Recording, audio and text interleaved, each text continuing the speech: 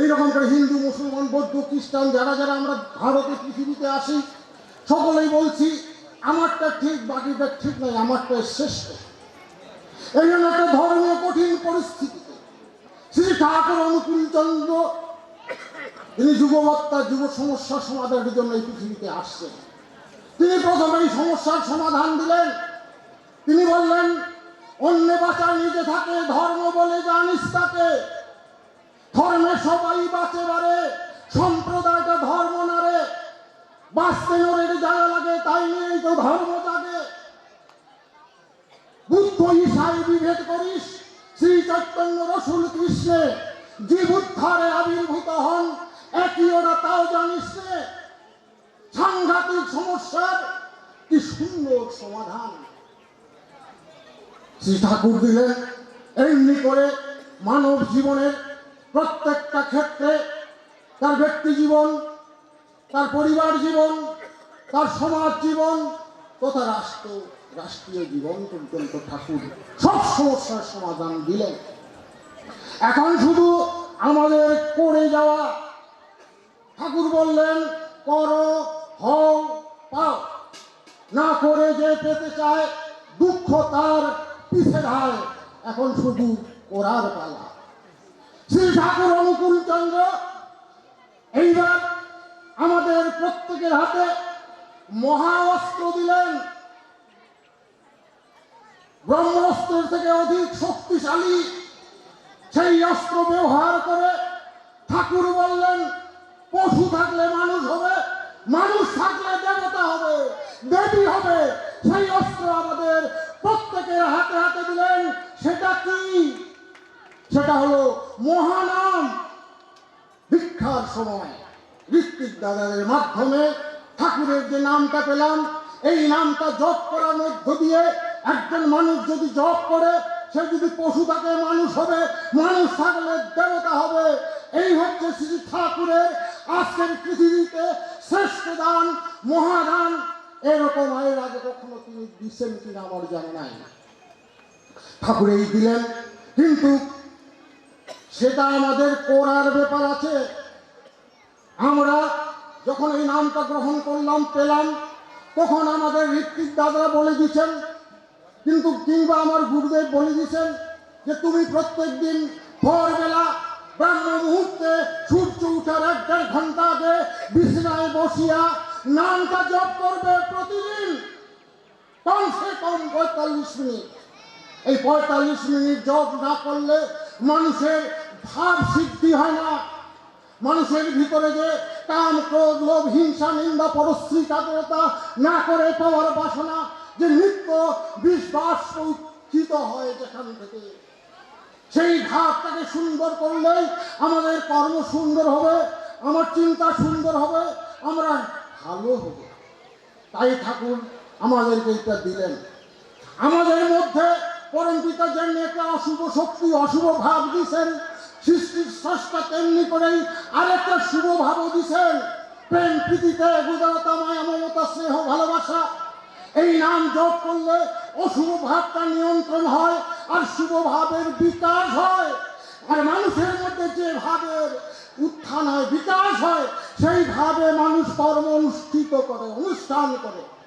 দেশে অশান্তি, মারামারি, খুনাখুনি, ধর্ষণ, রাজনীতি, ডাকাতি হচ্ছে, মানে দেশের মানুষ, অধিকাংশ মানুষই এই রকম চিন্তা ভাবনা করে, তাই সেই কর্ম অনুষ্ঠান হয়।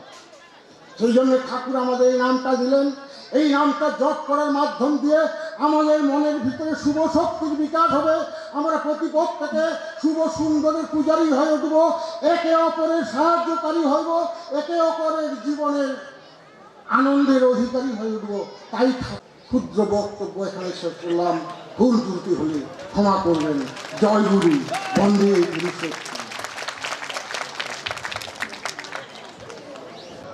তেখেতক অনুৰোধ কৰিছোঁ তেখেতক ইষ্টপ্ৰসংগ আৰম্ভ কৰাৰ। এই খবৰ বিষয়ে জনাই নাছিলোঁ। কালি ৰাতিয়ে মই গম পালোঁ আৰু হঠাতে অহাৰ পিছত এতিয়া আমাক দাদাসকলে ইয়াত উঠাই দিলে কিবা ক'বৰ কাৰণে। আৰু ঠাকুৰৰ যিটো স্কুল হয়, ইয়াত এদিন বা দুদিনত পঢ়ি পেলাই আমি এটা ডিগ্ৰী নাপাওঁ। এতিয়া আমি যেনেকৈ তাত পঢ়ি আছিলোঁ, আই টিত 4 বছৰ 5 বছৰ কৰিলে ডিগ্ৰী পোৱা যায়। আমাৰ এটা অহংকাৰ এটা হয়, আমি এটা ডাঙৰ ইনষ্টিটিউট পঢ়িছোঁ, কিবা এটা কৰিছোঁ, কিন্তু ঠাকুৰৰ জীৱনত গোটেই জীৱন মানুহে কাম কৰিলে এটা ডিগ্ৰী নাপায়। তেওঁলোকে যিটো কৰি থাকে তেওঁলোক তাতে নিজৰ এটা সাৰ্থকতা আৰু অভিজ্ঞতা সঞ্চয় কৰি গৈ থাকে। আৰু ইয়াত ইমান বয়োজ্যেষ্ঠ মোৰ দেউতাৰ বয়সৰ সকলো দাদাসকল আছে। তেওঁলোকে ব্যক্তিগতভাৱে ঠাকুৰক পূজনীয় বৰদা আত্ৰেয়দেৱক সংগ্ৰহ কৰিছে। তো তেওঁলোকৰ ওচৰত ঠাকুৰৰ কথা ক'ব গ'লে মোৰ অলপ মানে একো ক'ব নোৱাৰা অৱস্থা এটা হয়। যিয়ে নহওক ঠাকুৰে প্ৰথমতে কৈছিলে যে যজন ছাড়া যাজন আৰু দুধ ছাড়া মাখন। যেনেকৈ আমি যজন যদি নকৰোঁ, যাজন কৰাটো খুবেই প্ৰব্লেম।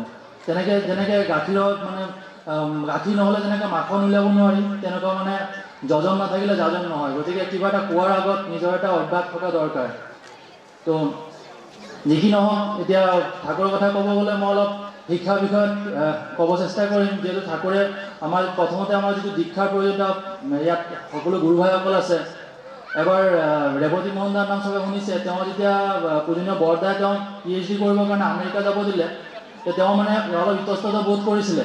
তেতিয়া বৰদাই কৈছিলে যে কিবা এটা কামত আগবাঢ়ি গৈ নিজৰ দক্ষতাৰে সেইটো প্ৰতিষ্ঠা কৰাটোকে মানে ঠাকুৰক প্ৰতিষ্ঠা কৰা হয়। আৰু দীক্ষা মানে হৈছে দক্ষতা লাভ। গতিকে আমি প্ৰথম কথাটো আমি জীৱনত দীক্ষা লাভ কৰাৰ প্ৰথম উদ্দেশ্যটো হৈছে আমি যাতে লাহে লাহে প্ৰতিটো ষ্টেপত আমি দক্ষতা লাভ কৰিব পাৰোঁ। গতিকে এটা ইমান ডাঙৰ মঞ্চত মোক উঠাই দিছে, হয়তো কিবা ভুল ত্ৰুটি হ'ব পাৰে, কিন্তু হয়তো ঠাকুৰৰ পূজনীয় বৰদাৰ সেই কথাটোকে মই অনুসৰণ কৰি কিবা ক'ব চেষ্টা কৰিম। তো মই যেতিয়া সৰু আছিলোঁ, তেতিয়া আপোনালোকৰ চবৰে মনত আছে, যেতিয়া ঘৰত ৱায়াৰিংবোৰ হয়, মেইন চুইচৰ পৰা এটা ডাঙৰ মানে কেইবাটাও তাঁৰ ওলাই যায়, আৰু তাৰ পৰা এটা তাৰ প্ৰতিটো কানেকশ্যনত গৈ থাকে। তো মই সৰুতে ভাবোঁ যে এটা তাঁৰ কানেকশ্যন কৰিব লাইটটো জ্বলাই তাৰ পৰা আকৌ মাল্টিপ্লাগ কৰি টানি দিলেতো বাকী লাইটবোৰ জ্বলিব।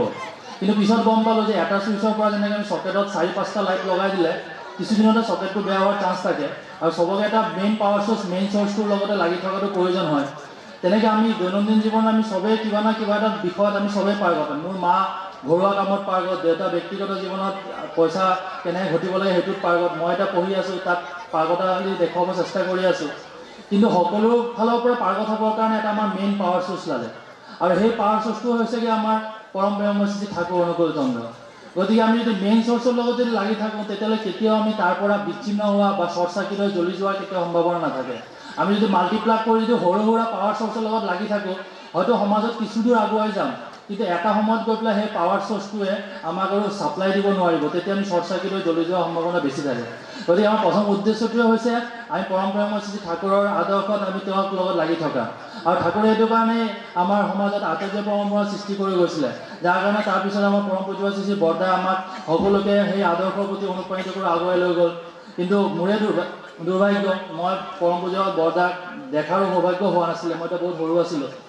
পূজনীয় পৰম পূজ্য আচাৰ্যদেৱক বহুতবাৰ লগ পাইছোঁ, কিন্তু কথা পতাৰ সৌভাগ্য মোৰ এতিয়াও নহয়, কাৰণ বিৰাট ভয় লাগে, নিবেদনৰ বাহিৰে বেলেগো কৰি পোৱা নাই, অলপ স্বাৰ্থপৰ মানুহ পঢ়াৰ ক্ষেত্ৰত। গতিকে ঠাকুৰবাৰী গ'লে অকল সেই নিজৰ দুখটো আৰু নিজৰ সুখটোৰ কথা ক'বৰ কাৰণে যোৱা নিচিনা হয়। কেতিয়াও তেওঁলোক কেনেকুৱা আছে সেইটো সোধাৰ বা সেইখিনি আমাৰ কাৰো নহয়। এইবাৰ দেওঘৰ যাওঁতে আজৰি দেৱতাত বহাৰ বহুত সময় সৌভাগ্য হৈছিলে, কাৰণ এইবাৰ মানুহ বহুত কম আছিলে, ঠাণ্ডা আছিলে। তেতিয়া মই দেখিলোঁ এজন 85 বছৰীয়া আমি যেতিয়া মানুহ বুলিও ভাবোঁ, তেওঁ 4 ঘণ্টা 5 ঘণ্টা তাত কনষ্টেণ্টলি বহি আছে, আৰু চবে গৈ পেলাই নিজৰ দুখবোৰে কৈ আছে। মই এবাৰ এটা কথাও নক'লোঁ তেওঁ, খালি মই চালোঁ এই যে এটা যে কনষ্টেণ্ট তেওঁ যে চবক যে প্ৰতিটো বস্তুৰ চলিউশ্যন দি থাকিছে, তাৰ কাৰণটো কিয় হ'ব পাৰে? তো এই বস্তুবোৰ যদি আমি নিজে ব্যক্তিগতভাৱে ঠাকুৰবাৰী নাযাওঁ বা তেওঁলোকৰ যদি সংগ নকৰে উপলব্ধি কৰিব নোৱাৰিম। মই দাদাসকলে ঠাকুৰৰ বিষয়ে আৰু এক্সপ্লেইন কৰিব, যিসকল পিছত আছে। মই সৰু অকণমান কথা কওঁ। এই ঠাকুৰবাৰীত থাকোঁতে পূজনীয় অবিন্দা হঠাৎ ওলালে এই আপোনাৰ গেৰেজৰ ফালৰ পৰা, আৰু তেওঁৰ পিছে পিছে কমচে কম 50জনমান বৃদ্ধ বয়সীয়াল দাদাসকলৰ নিচিনা মানুহৰ পৰা সৰু বাচ্চালৈকে। আৰু অবিন্দা খোজ কাটলটো অকণমান ৰজা টাইপ, মানে হাতটো অকণমান বহলাই অলপ দাদা টাইপ ক'ব লাগিব আৰু খোজকাঢ়ে। আৰু তো তেনেকুৱাতে কি হ'ল, তাত এজন বয়সস্থ মানুহ আছিলে, তেওঁ কিন্তু ঠাকুৰৰ দীক্ষিত নহয়, আৰু মানুহজনে অবিন্দাক খুব অবজাৰ্ভ কৰি আছে নাটমণ্ডপৰ ওচৰৰ পৰা। তো সেইটো সময়ত মই আৰু আমাৰ IITৰ এজন ফেকাল্টি আছে প্ৰফেচাৰ লিংগৰাজ চাহু বুলি, ছাৰ আৰু মই ৰৈ আছিলোঁ। তো অবিন্দা আহি পেলাই ঠাকুৰ বাংলাৰ ভিতৰত সোমাই গ'ল। মানুহজনে আহি পেলাই আমাক সুধিছে যে who is the guy ৱাকিং like a king? এই ৰজাৰ নিচিনা খোজকাঢ়ি থকা এই ল'ৰাটো কোন, যাৰ পিছে পিছে ইমান শত মানুহবোৰ দৌৰি আছে? তেতিয়া ছাৰে ক'লে যে তেওঁ কিং নহয়, তেওঁ হ'ল এম্পেৰৰ। যে তেওঁ সাধাৰণ এটা ৰজা নহয়, তেওঁ এই গোটেই সমাজখনৰ ৰজা। আৰু তেতিয়া মানুহজনে ক'লে যে তেওঁ এই সৰু ল'ৰাটোৰ পিছে ফালে ইমান মানুহবোৰ কিয় দৌৰি আছে? তেওঁ ক'লে যে চাওক ৰজাৰ পিছত মানুহবোৰ কিয় দৌৰিছিলে, এটা মনত ভয় আছিলে, কলনিজম আছিলে, ৰজাই পিটিব। যদি আপোনালোকে শুনিছে নৰ্থ কোৰিয়াৰ নাম শুনিছে, তাত কিম জং ইউন আছে। যেতিয়া মানে তেওঁৰ দেউতাৰ শ্ৰাদ্ধ মানে ডেথ এনিভাৰ্চাৰী হয়, প্ৰতিটো পাব্লিক তাত মানে চিটিজেন সেইটো কাণ্ট্ৰি ওলাই আহিব লাগিব আৰু কান্দিব লাগিব। দে আৰ বাউণ্ড টু ক্ৰাই, তাতে কান্দিবই লাগিব মানে, যদি কান্দিব মনো নাযায় কান্দিব লাগিব মানে, নহ'লে কি কৰিব কিম জং ইউনে এই ৰকেট লগাই উৰাই দিব। তো সেইটো হ'ল কলনিজম। সেইটো হ'ল যে মানুহক কেনেকৈ দবাই নিজৰ মানে বাহটো লোৱা হয়। আৰু যেতিয়া ছাৰে তেওঁ ক'লে যে আৰু এইটো হৈছে কি, এইটো এটা আকৰ্ষণ, মেগনেটিক মানে পুল, ইয়াত এটা আকৰ্ষণ, এইটো কিয় আকৰ্ষণ, প্ৰেমৰ আকৰ্ষণ। তো অবিন্দা কোনো ইয়াত দাদাগিৰি বা তেনেকুৱাকৈ চলা নাই যে এটা কিঙৰ নিচিনা, তেওঁক চবে ভাল পায়। আৰু কিয় ভাল পায়, তেওঁৰ ফালে এটা মেগনেটিক ফিল্ড অফ এট্ৰেকশ্যন আছে, যিটো কাৰণে চুম্বকীয় এট্ৰেকশ্যনৰ কাৰণে তেওঁৰ পিছে পিছে চবে দৌৰি ফুৰিছে। তো ঘটনাটো হ'ল এই যে আকৰ্ষণটো, এই প্ৰেমটো, এই বস্তুটো আমি যদি কেতিয়াও দেওঘৰ নাযাওঁ কেতিয়াও আমি অনুভৱ কৰিব নোৱাৰিম। তো সেইটো কাৰণে আমাৰ প্ৰথম উদ্দেশ্যটো হ'ল যে আমি অন্ততঃ ঠাকুৰৰ দি যোৱা যিটো দীক্ষাটো ল'ব লাগে, যিটো ঠাকুৰে কৈছে দক্ষতা অৰ্জন কৰিব লাগে। আৰু এই দক্ষতা অৰ্জন কৰিবৰ কাৰণে আমি যেনেকৈ মাজে মাজে আমি স্কুলতো যাব লাগে, একেবাৰে নগ'লেও, তেনেকৈ আমিও হয়তো আমি কেতিয়াবা পঢ়ি থাকোঁতে ইউনিভাৰ্চিটি যাওঁ, তেনেকৈ আমাৰ জীৱনৰ উদ্দেশ্যটো হ'ল মাজে মাজে গৈ পেলাই আমাৰ যিসকল প্ৰিন্সিপাল আছে, আমাৰ ঠাকুৰবাৰীত যাব লাগে, তেওঁলোকক দৰ্শন কৰিব লাগে। তেতিয়া আমাৰ কি হয়, সেই পাৱাৰ চ'ৰ্চটোৰ লগত আমি কানেক্ট হৈ থাকোঁ। আদাৰৱাইজ কি হ'ব, এদিন আমিও তেনেকৈ যদি মাল্টিপল চাৰ্জৰ লগত লাগি থাকোঁ, ইয়াৰ পৰা চাৰ্জ হৈ থাকোঁ, তেতিয়া আমাৰ এদিন আমি ফুটি যোৱাৰ বাহিৰে উপায় নাই। সেইকাৰণে আমাৰ প্ৰথম উদ্দেশ্যটো হ'ল আমি পৰম পূজ্য চিচিয়া দাদাৰ ওচৰত সংগ্ৰহ কৰিব লাগে। পূজনীয় বাবাইদেৱে এবাৰ গুৱাহাটীত কথা কৈছিলে, এজন মানুহ আহি পেলাই তেওঁ কৈছে যে মই দীক্ষা ল'লোঁ, আমাৰ কৈ দিয়ে নহয় দীক্ষা ল'লে তোমাৰ চব হৈ যাব। তো তেওঁ কোনোবাই ক'লে আৰু তেওঁ দীক্ষাটো লৈ ল'লে। তেওঁ আহি পেলাই বাবাইদেউক কৈছে যে মই 1 মাহ হ'ল দীক্ষা ল'লোঁ, কিন্তু মোৰ একো হোৱা নাই।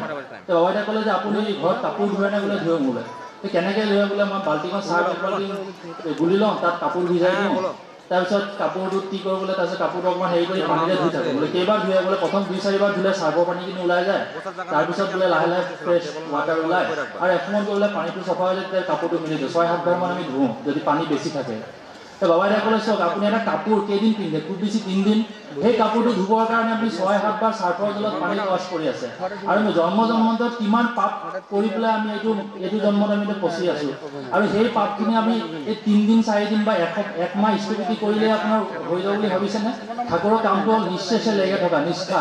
অৰ্থাৎ আমি ইয়াৰ কেতিয়াও হেৰি নাই। সেইকাৰণে ঠাকুৰৰ কিছুমান কিতাপত চাব নিৰ্দেশ বুলি শব্দটো নাই, নিৰ্দেশ বুলি আছে, ওপৰ ৰেফডাল নাই। তাৰ কাৰণটো হ'ল এইটো কোনো ডেফিনিট পিৰিয়ড নাই যে আমি ইয়াতে শেষ হৈ গ'ল। আমি যিটো কৰি আছোঁ সেইটো সদায় কৰিব লাগিব। স্থবিৰতি আমি চিৰজীৱন কৰিব লাগিব। এটা বাচ্চা জন্ম হোৱাৰ আগৰ পৰা স্থবিৰতি শুৰু হয় আৰু আমি আজীৱন মৃত্যুলৈকে স্থবিৰতি কৰোঁ। গতিকে আমি সেই যিটো আমাৰ গোটেই জন্মান্তৰ যিখিনি পাপ আছে, সেই গোটেইখিনি উফুৰাই পেলাবৰ কাৰণে, গোটেইখিনি ধুই নিকা কৰিবৰ কাৰণে আমাৰ এই বস্তুটো কৰি থাকিব লাগিব। হয়তো মোৰ নহ'ব, মোৰ এতিয়া মোৰ ককা দেউতা আমলৰ পৰা কৰি আজি মই এইটো ষ্টেজত পাইছোঁ, আজি মোক ইয়াত উঠাই দিয়া হৈছে। কিন্তু আমাৰ ককা দেউতা আমাক এসময়ত ঠাকুৰক প্ৰতিষ্ঠা কৰিবৰ কাৰণে গাঁৱৰ পৰা 12 বছৰ 15 বছৰ মানে খেদি দিয়া হৈছিলে। গতিকে সেই ষ্টেজটো পাৰ কৰি আজি ইমান আৰামত মই ইয়াত আছোঁ। মোৰ আজি এইটো 4 নম্বৰ উৎসৱ বড়োলেণ্ডত। মই এটা অলাগতীয়াল কথাই ক'ব লাগিব। প্ৰথমবাৰ মই অমলাগুৰি উৎসৱত আহোঁতে ৰাতি 12টা বজাত পাইছোঁ, মোৰ দেউতা হোৱা নাছিলে। বোলে বড়োলেণ্ডত গৈছোঁ, তই ভালকৈ যাবি বোলে। আৰু আজি এইটো যে ইয়াত যে মই 4 নম্বৰবাৰ আহিছোঁ, আজি ইয়াত গোটেইখিনি মানুহ হৈছে, তাৰ কাৰণটো কি, আমাৰ পাৱাৰ চ'ৰ্চটো এটা হয়। যদি আমি সেইটোৱে কৈছোঁ মাল্টিপল চ'ৰ্চ হ'লে আমাৰ মাজত এটা মানে সেই প্ৰেম ভাৱটো নাথাকিল। আমি যদি এজনকে ভাল পাওঁ, সেইকাৰণে আমি চব একেলগে কনচেপ্টিভ হৈ আছোঁ। আমি যদি এজনে আমাৰ মাজত যদি বণ্ডিংটো থাকিলে তেন্তে ষ্ট্ৰং নহ'লহেঁতেন। কিন্তু আমাৰ গোটেইখিনি বণ্ডিং এটা মেইন চ'ৰ্চৰ লগত লাগি আছে, পৰম্পৰাবাচী ঠাকুৰ অনুকূল চন্দ্ৰ। আৰু সেইটো কাৰণে কি হ'ল, আমাৰ মাজত ইমান মিত্ৰতা, ইমান ভাল পোৱা, ইমান প্ৰেম। সেইটো কাৰণে আজি চব ইমান ধুনীয়া এটা উৎসৱ, ইমান ইণ্টেৰিয়ৰ প্লেচ বুলি ক'ব লাগিব। আজি আমি গুৱাহাটীৰ পৰা ইমানখিনি আহিছোঁ, আহি পেলাই মই ভবাই নাছিলোঁ ইমান ধুনীয়া এটা উৎসৱ ইয়াত হ'ব বুলি। তো গতিকে ঘটনাটো হ'ল, সৎসংগ এটা কেতিয়াও ধৰ্মীয় বুলি আপুনি নাভাবে, এইটো ৰিলিজন বুলি কথা নাই। ৰিলিজন য'ত থাকে এটা ধৰ্মীয় উন্মাদনা থাকে, তাত মাৰপিট কটাকটি হয়। সৎসংগৰ এটা আধ্যাত্মিক জগত, সৎসংগ এটা ৱে অফ লাইফ, আমি জীয়াই থকা এটা ৰাস্তা। সেইকাৰণে ঠাকুৰে কৈছে ধৰ্ম মানে যি ধাতু ধাৰণ পোষণ বৰ্ধন, যিটো কৰিলে আমি নিজকে বৃদ্ধি কৰিব পাৰোঁ, নিজক পুষ্টি লাভ কৰিব পাৰোঁ, আৰু আমি আগুৱাই যাব পাৰোঁ, সেইটো হৈছে ধৰ্ম।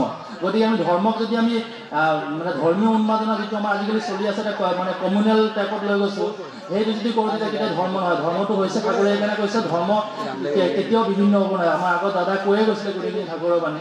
গতিকে সেইটো কাৰণে যদি কোনোবাই কয় যে আমি সৎসংগৰ অনুকূল ধৰ্ম বুলি, আপোনালোকে বুজাই দিব যে সৎসংগ কেতিয়াও এটা ধৰ্ম নহয়, এটা জীয়াই থকা এটা ৰাস্তা, এইটো এটা সমাজ।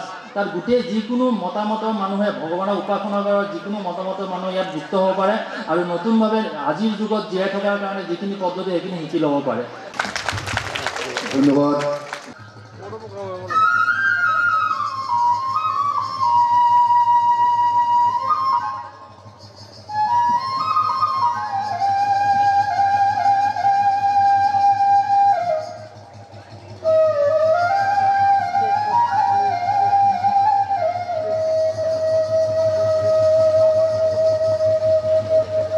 বাল্মীকি ৰচিত ৰামায়ণৰ গীত তেওঁৰ প্ৰধান শিষ্য লৱ আৰু কুশই শ্ৰীৰামচন্দ্ৰৰ অশ্বমেধ যজ্ঞত প্ৰচাৰ কৰিছিল।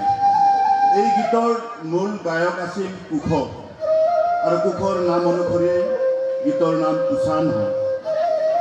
কুষাণ গীত বিশেষকৈ অবিভক্ত গোৱালপাৰা জিলাৰ কোচ ৰাজবংশী জনগোষ্ঠী অঞ্চলত আজিও প্ৰচলিত। ই এটি লোকগীতিনাট্যৰ অনুষ্ঠান। তাৰে আজি আমি এটি অংশ বিশেষে আগবঢ়াম। এয়া কুষাণ নৃত্য।